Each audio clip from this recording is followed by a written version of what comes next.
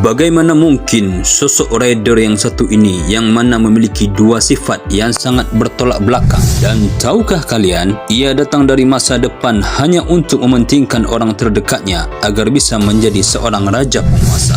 Ia adalah Kamen Rider Woz. Sosok yang pertama iaitu Woz Hitam. Dia berasal dari masa depan di mana Omazeo berkuasa. Ia setia kepada Sogo dan ingin membantu tuannya menjadi raja yang hebat. Dan sosok kedua iaitu Woz Putih. Dia berasal dari masa depan di mana pada saat itu Kamen Rider Geist berhasil mengalahkan Omazeo. Ia ingin memastikan bahawa Geist akan menjadi raja, bukan Sogo. Tapi keadaan mulai berubah ketika White Woz berusaha mengalahkan Black Woz, dikarenakan hanya satu masa depan yang bisa terwujud. Dalam pertempuran mereka, White Woz akhirnya dikalahkan dengan cara dihirup dan menghilang. Ini membuat Black Woz menjadi satu-satunya Woz yang bertahan. Namun setelah kejadian itu, Woz yang tersisa mendapatkan kekuatan untuk berubah menjadi Kamen Rider Woz dengan menggunakan alat perubahan iaitu Beyond Driver. Sebelum kita lanjut, alangkah baiknya jika kalian menekan tombol subscribe agar kalian pertama yang mendapatkan notifikasi dari channel Abrito Art.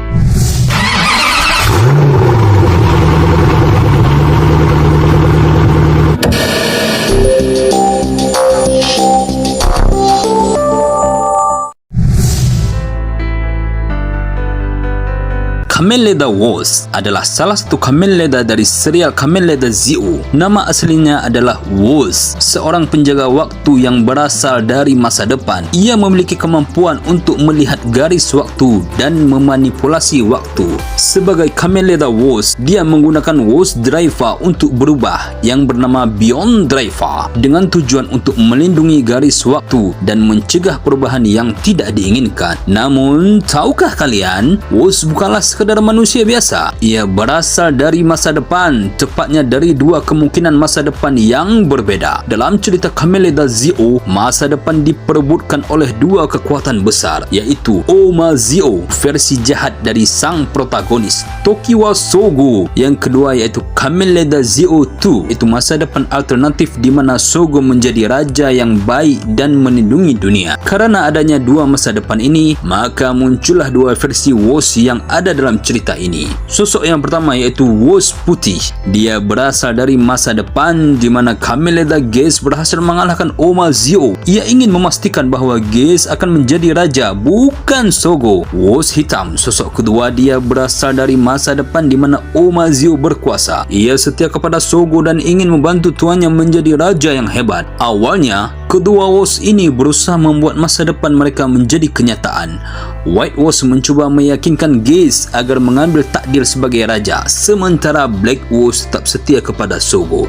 Namun, situasi berubah ketika White Woz berusaha mengalahkan Black Woz karena hanya satu masa depan yang bisa terwujud. Dalam pertempuran mereka, White Woz akhirnya dikalahkan dan menghilang. Ini membuat Black Woz menjadi satu-satunya Woz yang bertahan. Setelah itu, Woz yang tersisa mendapatkan kekuatan untuk berubah menjadi Kamen Rider Woz dengan menggunakan alat perubahan yang dinamakan Beyond Driver. Sebagai Kamen Rider Woz, ia bertarung bersama Sogo dan Geist untuk mengalahkan berbagai musuh, termasuk Time Jaka yang berusaha mengubah sejarah. Di akhir cerita, Woz tetap setia kepada Sogo dan menerima takdir baru yang dibuat oleh protagonis, yaitu Tokiwa Sogo. Setelah Sogo menghapus semua kejadian buruk dan menciptakan masa depan yang lebih baik, Woz tetap menjadi pengamat sejarah, tapi kini dalam dunia yang lebih damai. Lagi-lagi banyak yang tidak menyadari bahawa dia bukan hanya sekedar petarung, tapi juga pencatat sejarah yang selalu mendukung orang-orang yang sekitarnya yang dianggap oleh ia yang layak. Kepribadiannya yang tenang, cerdas, dan terkadang penuh kejutan membuatnya menjadi karakter yang menarik. Dengan begitu, Kamen Rider Woz tetap dikenang sebagai salah satu Kamen Rider yang paling berbeda dalam sejarah Kamen Rider. Dan inilah Kamen Rider Woz karya Abrito Art.